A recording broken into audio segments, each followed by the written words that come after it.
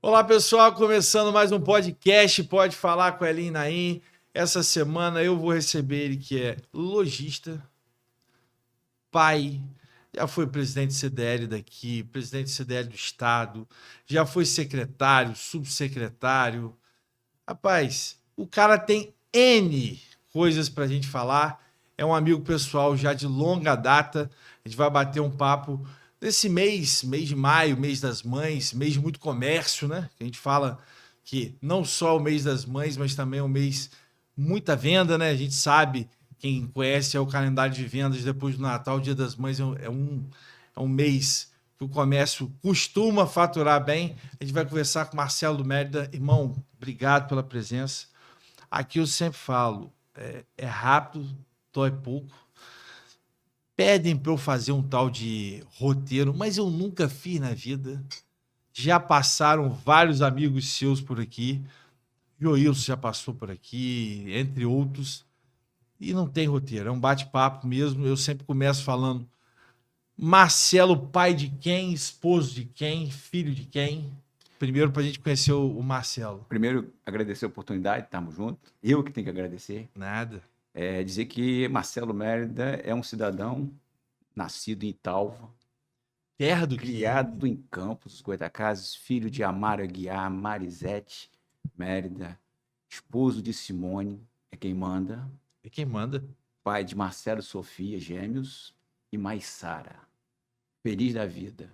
E sempre ávido para aprender. Você falou tantas coisas, né? Tantos predicados, tantos títulos, mas hoje eu acho que, enquanto cidadão, a gente tem que sair de casa hoje aberto a aprender. O mundo está muito rápido, está muito veloz, e o ensinamento vem a cada momento e a cada segundo. Já começamos aprendendo. Comércio. Você está muito ligado a isso desde sempre. Conta como começou um pouquinho dessa história, da onde veio essa origem do comércio, de ser empreendedor, de cuidar de loja. Eu sempre falo isso em todos os lugares que eu vou, porque eu venho do comércio, eu venho da iniciativa privada, né? Da Quatro Ventos há 20 anos. E para ser empresário no nosso país não pode ser normal. O cara que é normal, você, ser humano normal, que quer uma vida normal, você não seja nem comerciante nem empreendedor, porque não é uma vida normal. Começa com o desafio de se reinventar a cada dia, né? Pode ser um jargão, mas se você não levar isso a sério, você fica pelo meio do caminho. Empresas, empresários, empreendedores nascem a cada dia, milhares, e ficam também milhares a cada dia pelo caminho. A nossa história é uma história que começou com meu pai, né? Talvez não por opção ele diz isso, a opção dele não era querer ser comerciante, mas é o que ele tinha para aquele momento, né? Quando nós estamos falando aí de 50, 60 anos atrás, as opções eram bem menos mais restritas. E aí a vida dele começou com a lojinha, né? A lojinha é um jargão do povo árabe, do turco, mas ele não é, ele é espanhol. E ele falou assim, olha, onde eu tenho oportunidade, né, de crescer, de casar, construir família e dar uma condição é aqui. E ele começou junto com o irmão dele, né, eram sócios, depois o irmão foi para Niterói, ele ficou. E aí, quando eu estava ali na faixa ali, e sempre frequentei loja, sempre joguei bola dentro de loja, já morei em Você cima da loja. lembra da história de qual era o primeiro nome da primeira lojinha? A primeira lojinha se chamou Imperatriz dos Tecidos há 67 anos atrás e continua Imperatriz dos Tecidos, né, com o mesmo CNPJ. Caraca. Pois é, a gente fala isso com muito orgulho, porque... Não, você tem um CNPJ há 67 anos, 67 anos. É fenomenal. E tem assim... Seus irmãos são mais... Você tem irmão mais velho? Eu tenho uma irmã mais velha, Márcia, meu irmão mais novo, Márcio, que é meu sócio, e ainda tem a Paola. O Márcio, que é seu sócio, acho que você só tem um irmão, é o do Bela Isca. Ele começou o Bela Isca junto com cunhado e primo, né? Ali é uma junção muito bacana, e é um negócio que deu certo. Não, deu certo. Eu sou cliente, vou lá várias vezes. E assim, várias vezes. E a arte, né, de empresariar culinária é muito difícil. Tem que ter muita dedicação. Tem. E aí essa questão, né, ela fluiu e a gente adentrou no negócio em um momento onde meu pai também já queria sair. Se fala muito em sucessão. Sucessão não tem receita. Não é um livro que você abre que você vai Não. encontrar ali como é que se faz. Existem até hoje, com o avanço, né, dos estudos, com os avanços de tudo, cursos de sucessão, mas Tem tutoria. antigamente não se tinha isso. E Era como é- algo que não tinha uma Como é que fórmula. funciona isso quando você tem... e eu digo assim, eu sou uma pessoa de personalidade, de ideias, meu pai também, meu irmão também. Como é que conjuga isso? Então, às vezes, Difícil. é difícil. Então, assim, coincidiu, aprendi muito com meu pai, aprendo até hoje, graças a Deus, mas são cabeças que pensam diferente. E para um adentrar, tem que ter a sabedoria do outro de abrir espaço. Então, quando você fala em sucessão, se você não tem espaço para as ideias novas, se você não tem espaço para as mudanças, e o comércio durante muitos anos, ele foi tradicional, compra e vende. Hoje não é mais assim, há 20 anos já não era mais assim. Então, a gente entrou, né, aprendendo, entendendo, um processo de transição, e aí meu pai, né, já queria parar, queria ir cuidar de propriedade rural, queria outros desafios na vida, e a gente foi encarando. E é o que você falou mais cedo, você ser empresário no Brasil, né, você tem que ter uma mistura, né, de vários sentimentos, inclusive ser um pouco meio louco. Meio louco, tem que Se ser. não tiver, não vai. Eu digo que eu já passei por os grandes desafios, né, da economia e do comércio no Brasil. Eu já passei por Plano Collor, Plano Bresser, Tabrita, milhares de plano real que quebrou muita gente. E eu acho que tem uma situação que entrou aí que quebrou muita gente e quebrou vários amigos. Isso aí eu falo com muita tristeza, né? Porque a Quatro Ventos ela já tem 20 anos e aí eu peguei exatamente o início e o meio, infelizmente, dessas lojas se fechando, não por incompetência de seus administradores, e sim pelo um ciclo que não foi um Collor, não foi outro, mas foi a internet. Sim. É um outro grande desafio. Porque, na verdade, o que acabou acontecendo? Eu vi várias lojas conceituadas de, por exemplo, lojas de material esportivo, nosso amigo Chicre, entre outros, que não foi porque não eram bons empresários, eram bons empresários, suas lojas vendiam relativamente muito, mas infelizmente a internet veio de uma maneira tão grande que é humanamente impossível brigar com uma Centauro pela internet. Hoje a concorrência sua não é seu vizinho, não é o seu companheiro lojista que está no mesmo quarteirão. Seu concorrente pode estar na China, pode estar nos Estados Unidos, ele pode ser uma grande empresa do Brasil. Então, assim, isso a gente já encontrou um equilíbrio. Vou te falar, quando eu comecei a trabalhar, o ramo nosso é tecido, cama, mesa e banho. Campos tinha 27 lojas de tecido, hoje tem 4. Então, esse enxugamento fez com que quem sobreviveu, quem, né, buscou alternativas, se consolidasse. Mas isso pode voltar a ter 27. Né? A dinâmica do comércio ela é muito grande. Hoje nós temos a internet, mas as experiências também da venda online muitas vezes frustra o comprador. Eu acho que os comércios eles permanecem por vários motivos. Primeiro, pela credibilidade de atendimento. Então, hoje você tem muitas vezes vendas consolidadas pelo seu atendimento. O cara sabe até que paga um pouco mais caro, mas pelo atendimento e pela credibilidade de longas datas ele faz. Esse é o primeiro ponto. Segundo ponto, tem clientes igual a Hélio.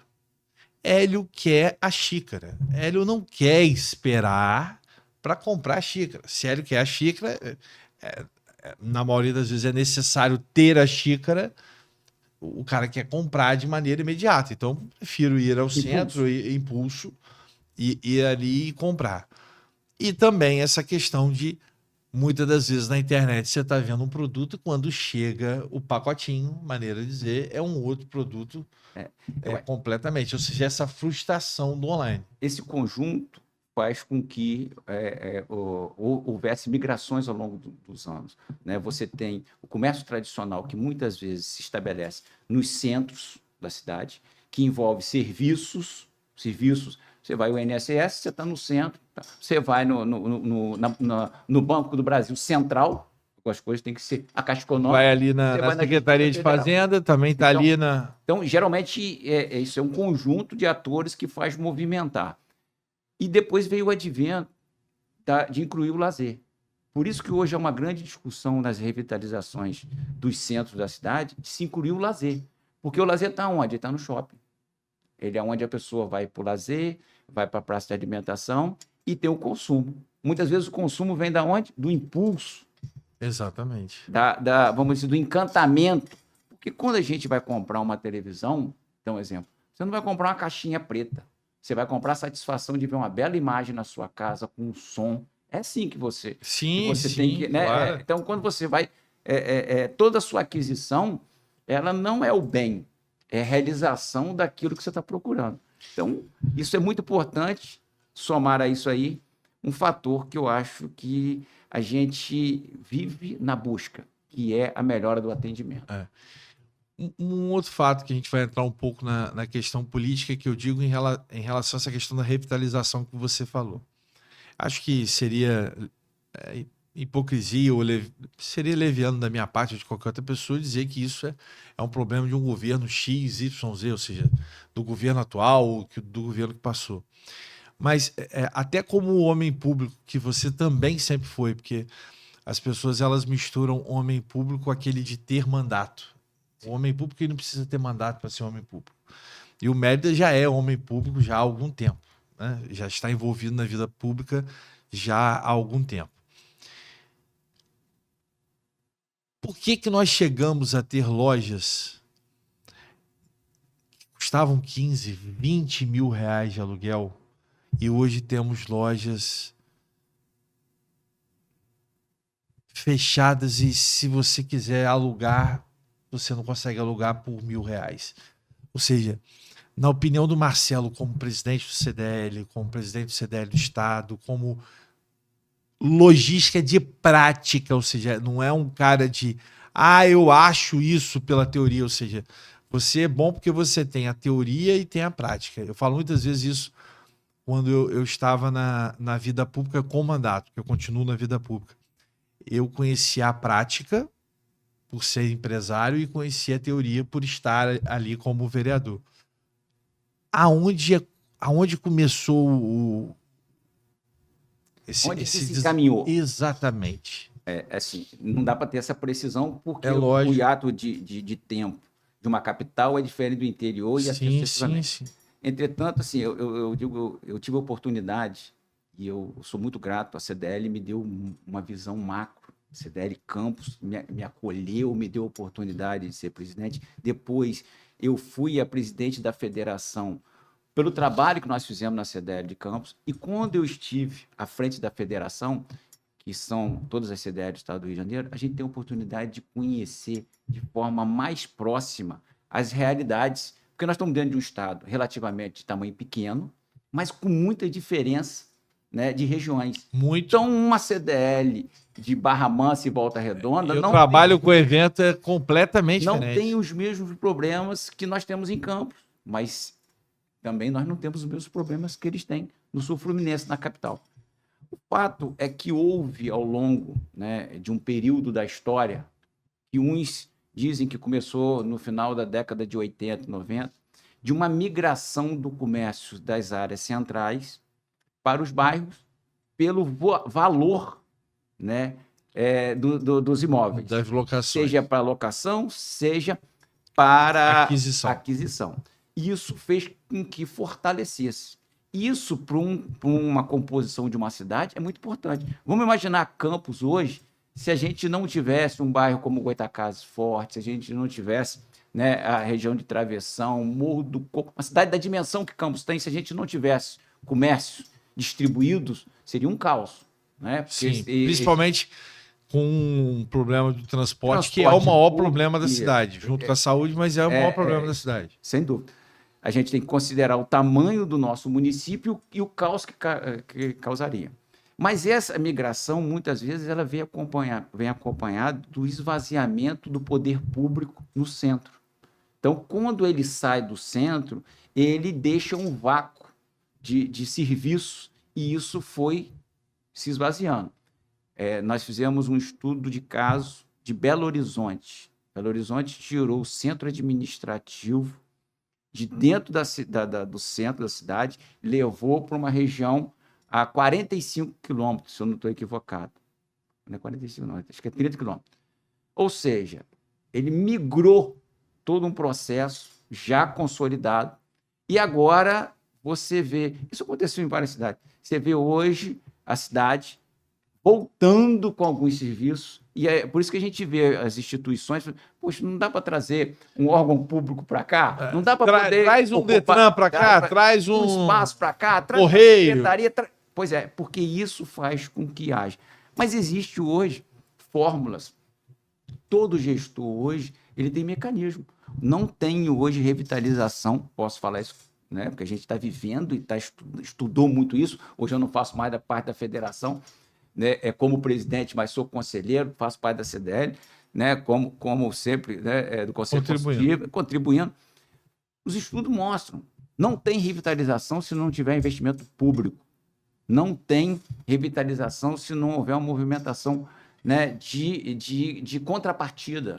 Até porque hoje o comércio ele não tem condições dele estar bancando isso 100%. Se retroalimentar, não tem. Não dá. Então, assim, mas eu acredito que isso vai ter um período onde vai se virar essa chave. Né? Você tem já alguns casos, né? Você tem a cidade do Rio de Janeiro num processo lento, mas é lento mesmo. Mas está sendo sendo feito. Tá, os estudos ali mostram, né? A gente está lá, né, de maneira semanalmente também trabalhando, então a gente vê. Primeiro, a ideia foi trazer mais moradores para o centro do Rio, ou seja, estão sendo construídos casas mesmo, conjuntos exatamente para dar prédios. mais conjunto de prédios, para dar mais movimentação, ou seja, o cara está morando, então obviamente ele tem que circular por ali.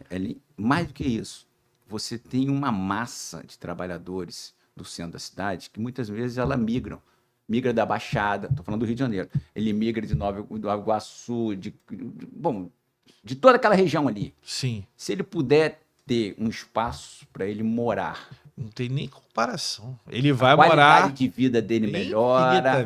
A condição o transporte público desonera. Uma hora que ele tem para chegar, 1h30 que ele tem para chegar. Ou seja, ele tem uma hora e meia. Uma hora e meia. Então ele vai ter 1h30 de vida para dormir mais, para acordar, para fazer uma atividade física. E isso se reflete no trabalho dele, automaticamente. Né? Então, eu acho que assim, esse é um processo muito maior do que o que se apresenta, de construir prédio, de fazer isso. Tá? Mas a moradia é uma das... E a questão do lazer, né, como você falou, seria esse segundo pilar também, que é hoje o que acontece, por exemplo, com os shoppings da nossa cidade. Né? Hoje o shopping está deslocado, né? O maior shopping da cidade em relação ao tamanho e fluxo, ele está deslocado, e ali ele bota atrativos para que as pessoas vão para lá, para que haja o consumo. Mas se não tiver aquele atrativo, ou seja, as pessoas vão por um determinado atrativo e aí... E assim, Campos já tem potencial para um novo empreendimento daquela envergadura. Campos já pode hoje pensar... É óbvio que isso tem que se pensar estrategicamente em um espaço onde há um interesse, né, de você crescer. Guarulhos tem um shopping, nós temos uma região ali, né, da BR que tem um shopping, temos que pensar nisso, porque já há esses estudos em andamento e há capacidade de absorver empreendimento dessa natureza. Marcelo, você, como a gente falou, você ficou ficou secretário durante um tempo, não só agora, em outras gestões também. A gente falou de um problema muito sério, que é essa questão do comércio, e a gente precisava falar só rapidamente sobre um item que você falou também, que é a questão do atendimento. Isso faz muito a diferença. A gente fala que muitas das vezes eu particularmente prefiro no local onde eu sou bem atendido, e às vezes eu não tenho uma comida maravilhosa, mas o atendimento me faz estar naquele lugar. Como às vezes você tem, às vezes, restaurantes maravilhosos, mas que o atendimento é ruim. Isso é muito ruim. E isso é muito da boa vontade e também do empresário querer valorizar e fazer com que aquele profissional tenha uma qualificação melhor. Esse também é um problema muito grande que a gente tem na nossa região. Eu acho que o atendimento ele peca muitas das vezes. Vamos lá. Isso é serviço, e serviço envolve comércio, envolve uma série de demandas. Isso não é uma particularidade da nossa cidade. Não, longe disso. O mundo está vivendo um momento, mas... Mas eu posso falar, eu acho que o Rio, a gente que viaja um pouco, eu estou falando até a nível Brasil, você vê hoje o atendimento de São Paulo comparado ao Rio, é grotesca a diferença. A diferença seja numa farmácia, seja num restaurante, seja num supermercado, seja numa loja, seja o que for. É visível. Eu tenho experiência na minha vida de ter entrado em uma loja e comprar que não estava no meu radar por conta de atendimento. Não é uma vez, 2 vezes. E você não parece ser uma pessoa que consome. Mas eu sou um cara que amo a relação comercial. Então, eu tenho que valorizar. Exatamente. Então, eu comprei sem querer comprar. Então, essa questão é uma questão macro. Ela parte, uma boa parte, ela parte do empresário, que ele é o gestor. O gestor tem que estar atento a essa questão. Ele tem que entender que por trás do produto, do serviço que ele vende, tem que ter alguém para apresentar e conhecer. Você não vai chegar para comprar um produto ou um serviço que o vendedor não conhece. Ele tem que conhecer. É treinamento. Isso é um ponto. O outro ponto é uma crise empregatícia que nós estamos tendo no Brasil. Nós temos dificuldades hoje. Se você abrir hoje os sites que ou é a falta de qualificação juntado com esses benefícios, infelizmente, que existem, não a nível municipal, a nível municipal também, mas a nível estadual e a nível federal, que você inviabiliza. Vou acrescentar um detalhe. É importante você ter o benefício, mas precisamos entender e filtrar. Além do município. Além do benefício. Nós precisamos entender o seguinte: o benefício é uma estrutura dada para que a pessoa possa alcançar a sua independência. Você falando isso até para a gente... Eu falei muito desse assunto de maneira muito resumida, mas, por exemplo, eu tive um projeto nosso que eu digo na época, né? E o projeto dizia exatamente isso. Eu sou a favor do benefício, mas que as pessoas tenham um prazo de validade para que se tenha esse benefício e que dê a ela cursos de qualificação para que ela possa deixar de ser aquela pessoa que está recebendo o benefício e que para frente possa fazer. Ou seja, exatamente o que você está... Mais do que isso, você precisa identificar quais são as vocações de cada um deles, lógico. Né? Então, assim, hoje é inadmissível, né, que a gente... Né, você pode abrir hoje qualquer site, você vai ver. Só na região de Campos é capaz de ter umas 300 vagas disponíveis. Precisa de qualificação, mas precisa que ter as pessoas também, porque hoje o comércio, né, a gente vive essa crise diária.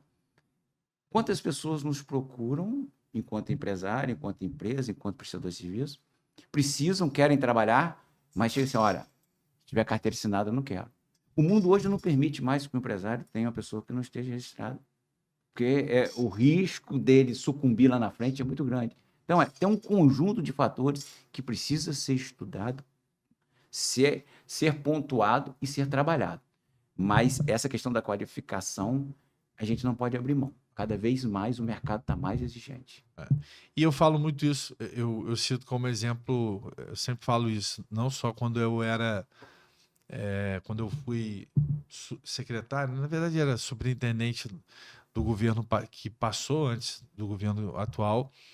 E, pô, um governo que não tinha recurso para nada e que eu, 99%, atendia as pessoas para dizer não.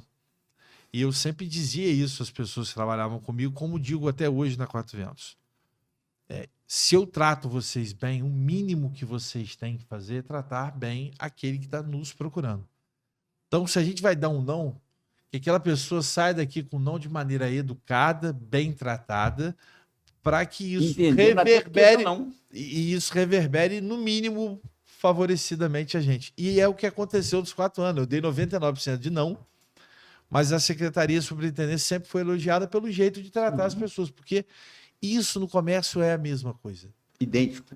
Eu falo muito isso. Quando surgem problemas, a gente trabalha com muita gente, né? Porque os eventos envolvem 5, 10, 12, 15 mil pessoas. O nível de reclamação é óbvio.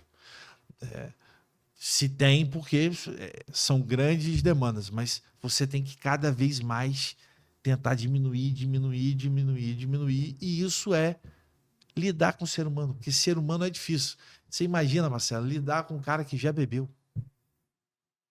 Porque uma coisa é quando você chega no comércio, a pessoa muitas das vezes não está embriagada. Não, no evento, a qualificação ela tem que ser mais aprimorada ainda, porque o cara já tem que entender que aquele outro que está ali já não está no seu grau de consciência normal. Mesmo que ele esteja sóbrio, mas ele está na busca da felicidade, do prazer. Exatamente. E um não para ele ali pode acabar com toda... Mas assim, que bom que nós somos diferentes, que bom que nós temos atitudes diferentes, que bom que cada um seja o ser humano, porque senão o mundo ia ser uma chatice também. Esse é muito chato.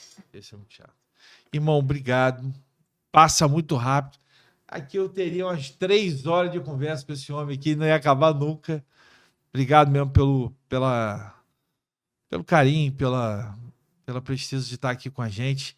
É um podcast que a gente faz já tem algum tempo, onde a gente traz de tudo um pouco. E ter uma pessoa com experiência no comércio, com experiência na vida pública, um cara que vem de família de comerciante, mas muitas das vezes as pessoas não entendem. Abrir um comércio muitas das vezes é fácil. Permanecer no comércio com CNPJ 60 e poucos anos é para pouca gente. Papai do céu te abençoe. Amém. Abraço lá no... São 3, né? 3.